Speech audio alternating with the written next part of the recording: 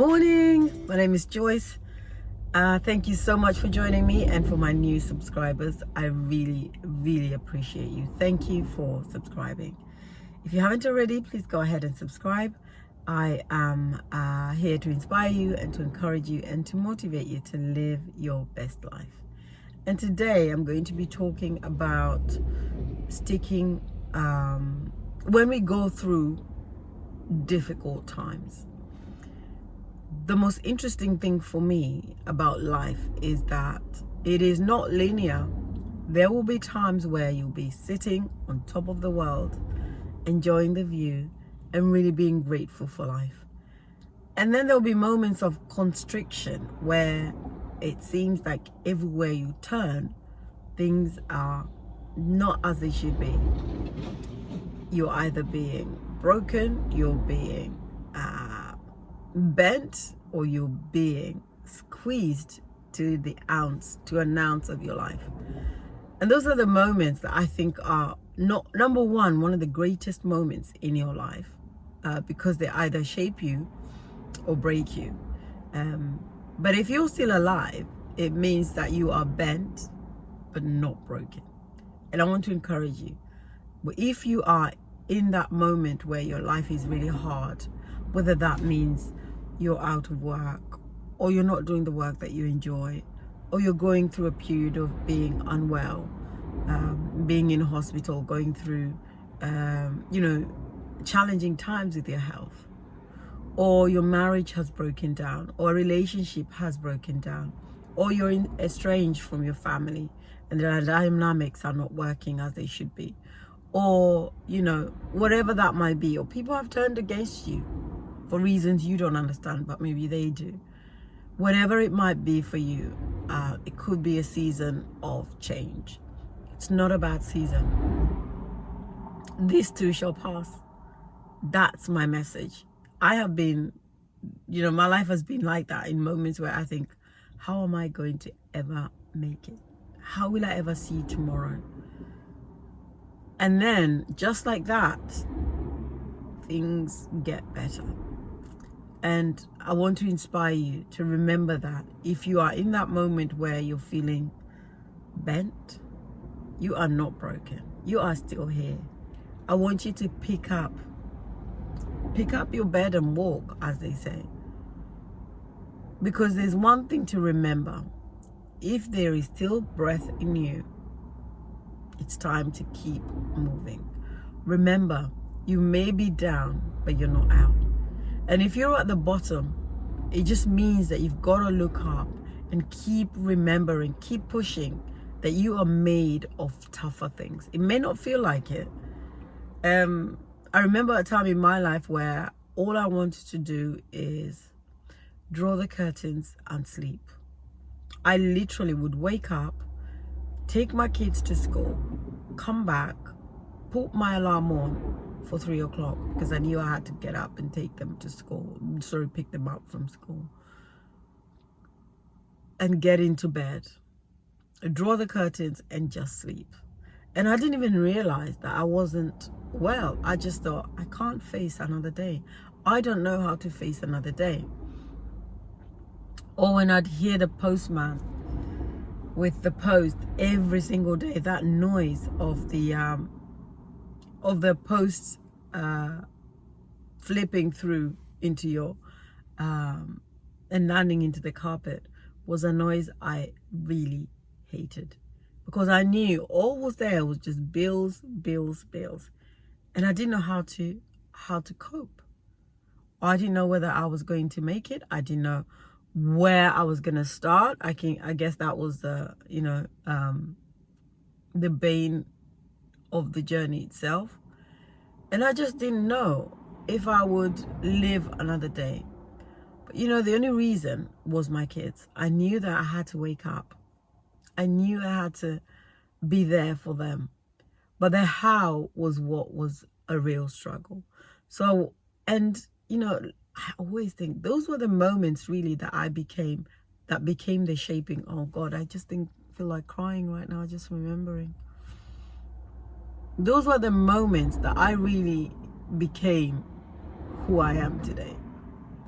the resilience, the ability to really just bounce back from it was what kept me going. Now, it wasn't an easy turnaround. It didn't take me, a day or two to recover. It took me about a year of pulling myself together, of just putting one foot in front of the other, of asking for help when I needed it, for the people that I knew would help me. Some left. Some people abandoned me during that time. And I had to remember who I was. I had to encourage myself, reminding myself constantly that this too shall pass, that I was made for great things, that I have the creativity within me, that I can do all things. And this is why I always say affirmations are such a powerful thing. Well, some people may agree or not agree whether they work for them or not. I think for me, I was able to speak life into myself. Now, some of them I didn't believe, some of them I did believe, but I just kept on persistently speaking life into myself, reminding myself that all things work together for good. This is not the end. This is the beginning. When I'm at the bottom, it just means there's only one way up. So I'm going to look up and keep going. Now, that didn't mean that every day I woke up with a pep in my step. Initially, I just stayed in bed. And I put my alarm on for 3 o'clock. And I wake up, pick my kids up. And my life would begin until I went to bed that night. Because I just wanted to sleep my life away. And I remember somebody telling me one time, wake up. You need to get it together. And we all need friends like that. Or we need family like that. And that was when I heard what I needed to hear. That nothing was going to change until I woke up and made the changes.